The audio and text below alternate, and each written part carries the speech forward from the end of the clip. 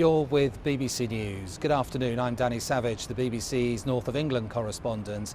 We're live in Sheffield this afternoon, outside the South Yorkshire Mayoral Combined Authority building in the city, where in the next few minutes the Orgreave Truth and Justice campaign will be holding a news conference ahead of the official announcement, which has been made today, that there will be an inquiry into events surrounding what's known here in the UK as the Battle of Orgreave. This was a confrontation between miners and police officers back in June 1984, when there were violent clashes, and we're about to hear from people at that news conference now. 2012, 13 years. So to the right of me is Kate Flannery. Next to Kate is Chris Hockney. To the left of me is Kevin Horn.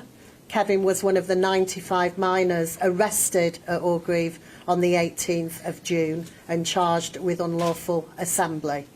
And to the left of Kevin is John Dunn. John was a striking miner throughout 1984-1985. I'm first going to hand over to Kate, who is going to read out our statement. Thank you, Chris. I was also an activist during the strike, and I was a member of Sheffield Women Against Pit Closures.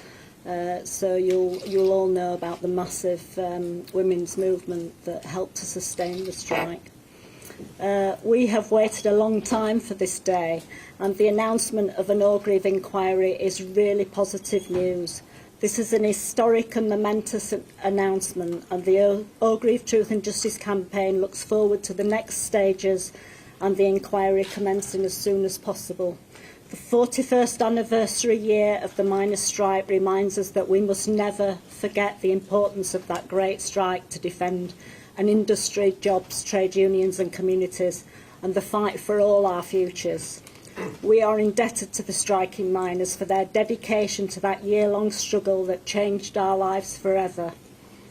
Thank you to everyone who has campaigned with us over the last 13 years for an Orgreave inquiry. It has been a long, hard and sometimes lonely journey, but we are determined, persistent people. We have been unrelenting and consistent in our campaigning. However, without the support and solidarity of the labour and trade union movement, we would never have been able to come this far. Our campaign started 13 years ago into events related to Orgreave on the 18th of June 1984 during the strike, the Great Miners' Strike. What happened at Orgreave is key to understanding what happened throughout that strike. Events related to this day can provide answers to how and why a paramilitary violent policing across mining villages and communities all over Britain was taking place throughout the strike. The injustice faced by the miners and communities has never been acknowledged by the state, and instead they have lied and covered it up. We know that the Tory government of the 1980s were directly involved in the strike while professing non-involvement. The Tory Ridley plan of the 1970s had planned for it, and the 1980s Tory government put public resources into the implementation of this plan. This was state-sponsored organisation against the miners and their livelihoods. The Tories' own archives confirm Parliament and the public were knowingly lied to, but their involvement in the strike and the policing of it has never been publicly acknowledged. Their involvement needs an inquiry. The mass media colluded with the Tories by lying in their reports about what was really happening or not reporting it at all. Their involvement in lies and cover-ups continues to this day. The raw footage that the media companies have of police attacking miners at Orgreave and other footage of police violence and harassment must be handed over to an inquiry. The 1980s Tory government planned to destroy the British coal industry and organised labour. The National Union of Mine Workers and its leaders Arthur Scargill, Peter Heathfield and Mick Magahey, and the British Labour and Trade Union movement. Orgreave marked a turning point in the policing of public protest. The right to protest should be a fundamental human right. With no accountability of policing at Orgreave, a message was sent to the police that they could employ violence with impunity. This set a culture that enabled the police cover-up in 1989 at Hillsborough, and the Hillsborough campaigners are still fighting for justice to this day. We want answers to questions about the systemic, violent and lying behaviour of the police. We need to know how police officers on the ground were briefed and how that briefing came about. We need government and police papers releasing that have been embargoed until 2066 and 2071. This is of great public interest and concern, and is about a government who actively worked against its own population and handed the police paramilitary powers and destroyed an industry in the process. What is important is that due to the age and health of many minors, we quickly secure a public acknowledgement of why and what the state did to the minors and our communities. We have to have hope, and that an inquiry of full disclosure should influence the future behaviour of the state and public officials. Thank you. Thank you, Kate. If I could draw your attention, anybody who doesn't know the great deal about this, I hope people are going to educate themselves, starting with a report which we prepared last year for the 40th anniversary.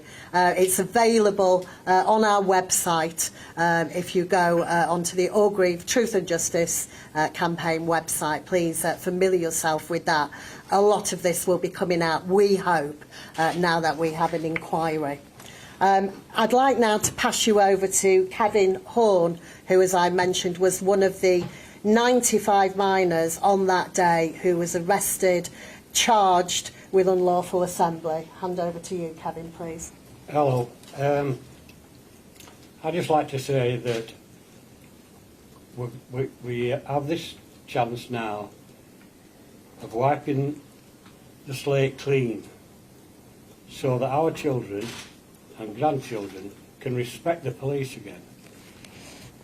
I've already lost my boys. They don't like the police at all.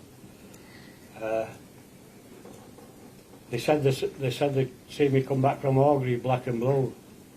I don't remember that, but I know I had to wait 14 months for my name to be cleared. All that time thinking I could go to prison for life. So let's get on with this inquiry and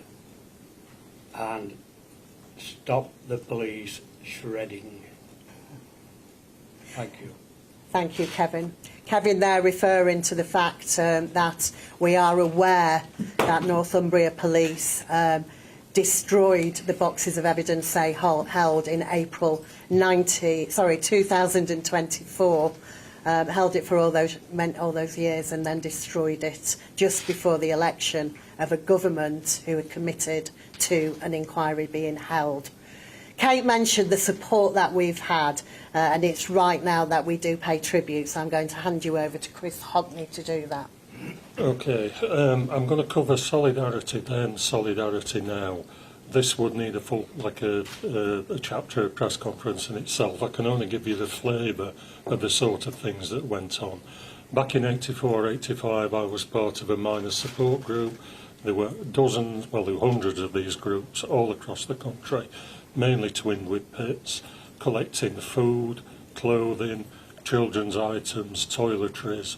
We worked with shop stewards committees. There were various lots of unions involved.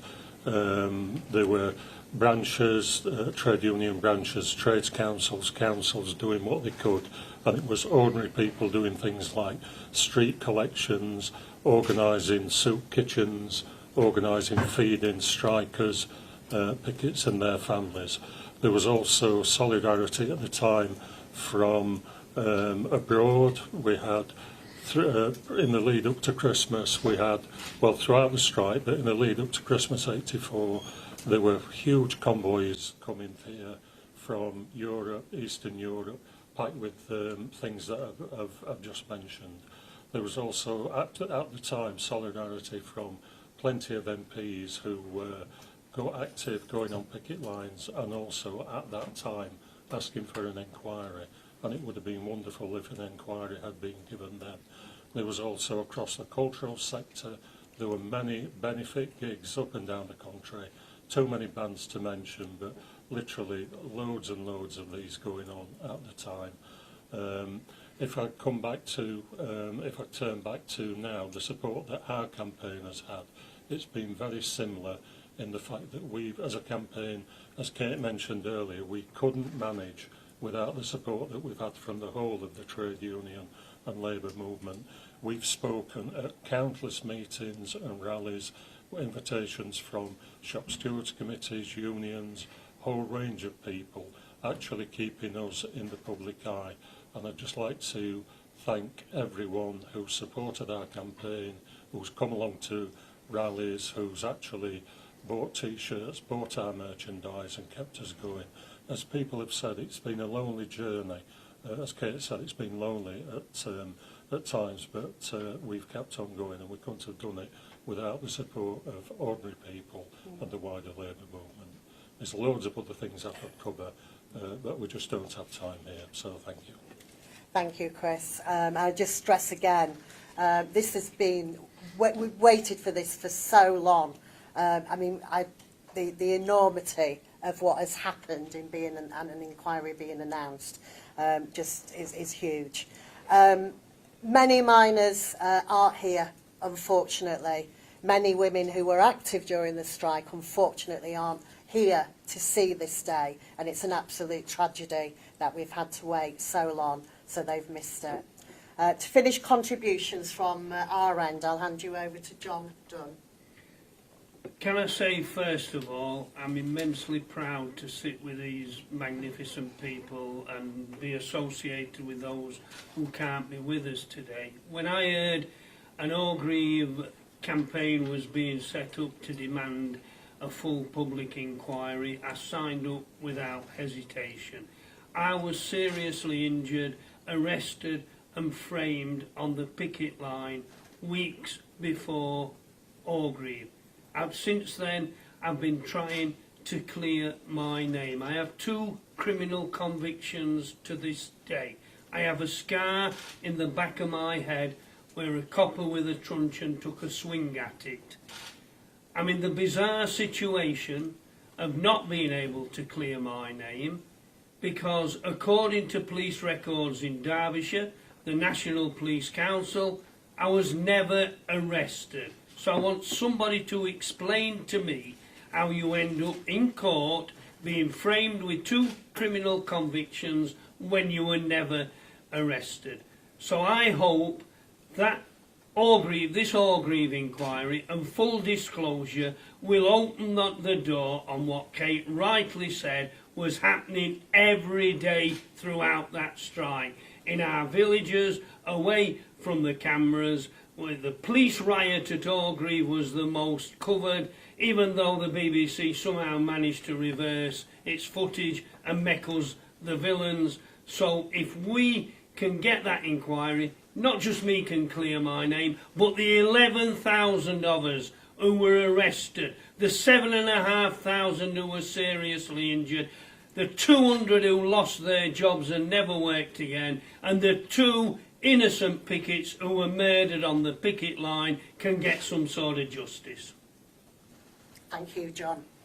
We're happy to take questions. Could I just ask if you could just give your name and please identify which organisation you're representing, if there are any. Yes. Hello, I'm Robin Vinter from The Guardian. I wondered whether the experience, when you think about the experience of Orgreave and the miners' strike in general and the interactions with police,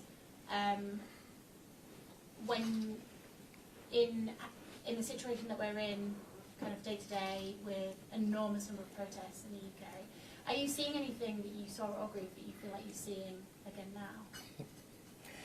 Yes, would you like to take that, Chris? I was just going to say times many. Amber Road. I mean, there's a big difference to the feeling and the mood of us here now to what there was in 2016 when Amber Road turned us down. We held our media conference then the day after was in the NUM at Barnsley, and we had a good turnout. And basically, John made a fantastic speech. There were some little kids who'd come in to that wonderful building and they ended up listening to the talk and all the debate that were going on. Amber Rudd set a very low bar.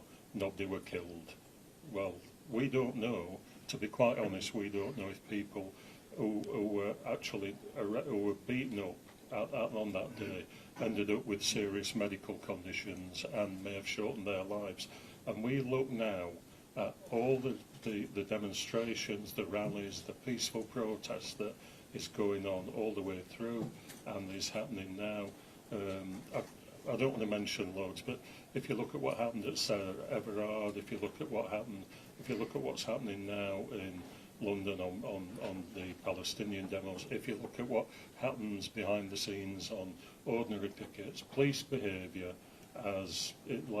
we were told, Amber Rudd said, it's all changed and police behaviour's changed. Basically, they are there as agents of the state, and we end up seeing it time after time after time. And we're fairly, there will be further injustices perpetrated because of the police do what they do. I think the issue is when policing gets political, and the policing at Orgreave was politically led. I think that's an important point to make. Yes, question here. Hi, it's Lucy Thornton, Daily Mirror. Can I ask who you'd like to see give evidence at the inquiry in the autumn?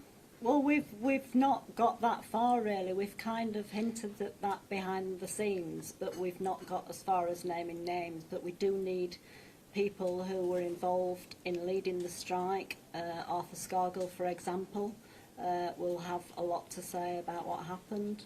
We need people with legal brains who were also involved in the strike as lawyers for many of the miners who were arrested. We need medical people to be interviewed. Obviously the police need to be interviewed. There's a whole range of individuals and organisations that we'd like to see interviewed as part of this process, and obviously the papers of the organisations that they've been representing as well. But I think first and foremost we need to also interview a lot of the miners that were involved that day, and they can give, testament to what actually happened to them. Thank you. Yes, please. Hi, Chris Davis-Smith from Hits Radio South Yorkshire. What are your general hopes for the timescale of the inquiry? It's got to be quick, I'll say that, and I'd come back to the fact that so many people sadly aren't here to see this day. We're hoping, and the information that's been given is that we can possibly start in autumn. I would say there's a lot of papers that are already in the public domain, plenty of papers in the National Archives, but that all needs pulling together. But I would hope if we can get off to a start in autumn that, we need justice quickly. This can't be and shouldn't be and does not need to be a long drawn out expensive inquiry like some inquiries we're seeing happening at the moment. So optimistically I'd like to see it done and dusted in 18 months, 2 years. Let's go for it. Could I just add that the Independent Police Complaints Commission already investigated the role of police and made a massive report which isn't in the public domain, and a lot of information from that report can be submitted to the inquiry. Yes, please. Hello, Danny Savage from the BBC. Kevin, you were saying your sons have no faith in the police now after what happened in those days. Even if you get the answers that you want and the information that you're seeking with this inquiry, will it make right that wrong? Or does this have a danger of almost compounding the frustration and anger that you have towards the authorities? Well, I don't think it'll make a wrong thing right, but the thing is that my grandchildren need to respect the police. They're all we've got. We know they were terrible to us many times, every day. But they're the same police that come around when you've been burgled or whatever, or had your car stolen or whatever. They've got to be respected at some point. I don't think Met are doing very well, are they? But that's what the aim is to get back to something normal again, instead of all that brutality. Yes, please. Hi, I'm Bob Parsons from the Northern Agenda newsletter. You mentioned Northumbria Police and the files that they've destroyed. How concerned are you that they might not be the only organisation that's destroyed files, and there might be other files that would really help the inquiry that no longer exist because they've been destroyed? Well, thank you, yes. What we do know, helpfully, is I've already mentioned there's a great deal of information in the National Archives already, probably enough to make all the points that we raise happened. In terms of papers being destroyed, it's outrageous that a police force who confirmed, when asked by the then government in 2016, confirmed to a parliamentary committee what papers they owned. They still owned them then, and it's since then that they destroyed them. There's an investigation going into that. It won't stop, and I don't think it will prevent the findings of an inquiry that we want. But we're very pleased to be assured by the Home Secretary, and it was said in Parliament a couple of weeks ago by the Leader of the House, that every police force, every agency who has got papers that they have kept in respect of the strike, they must retain them. And we understand from our most recent meeting with the Home Secretary that's gone to every single police force. We're very confident there's going to be enough information out there to get the findings of the inquiry that needs to happen. Amy Welch, ITV News. Do you fear that the real reason those documents were destroyed is because they contained information about a notorious beating? And if that is the case, how can you possibly have confidence that you are really going to get the truth that you all so desperately need and deserve? I'll just very briefly say on that, obviously we only know what they said was in the boxes. They're doing their own investigation. We hope that that's going to be open and transparent, and that we are informed, and indeed the inquiry is informed about why that happened. I referred to the timing of it, but I can't go beyond that. We need to know what their investigation comes out with. Yes, please. Phil Bodmer from Look North. You say you would like to see justice served. Could I ask what justice would look like? And do you think, as well as organisations and authorities, individuals should be held to account? John, would you like to comment? I think the best justice we can hope for is to clear the name. Remember, we were called the enemy within. We were vilified.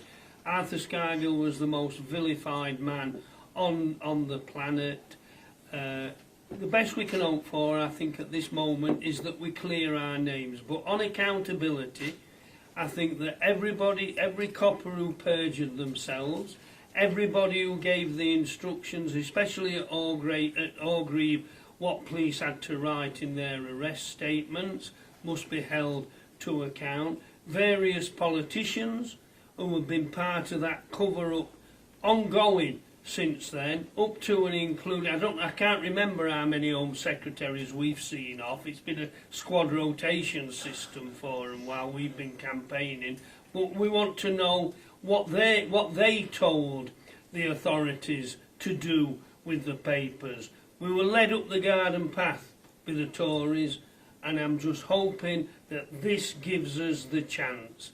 I don't think, we'll ever get real justice, but if we can just clear our names, absolve the NUM of all the slanders and the smears, and hopefully, it's been mentioned today, the things that are happening on the streets of Britain today, we can go a fair way to making sure that things like that stop and aren't allowed to happen again.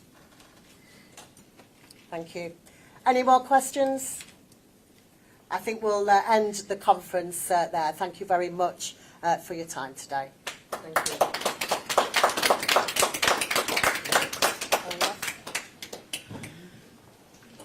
Well done, everybody. Yeah, well done. Thank you. If anybody wants any copies of this report, there should be some left on the back table, and there's also another report about the devastation to the coal mining.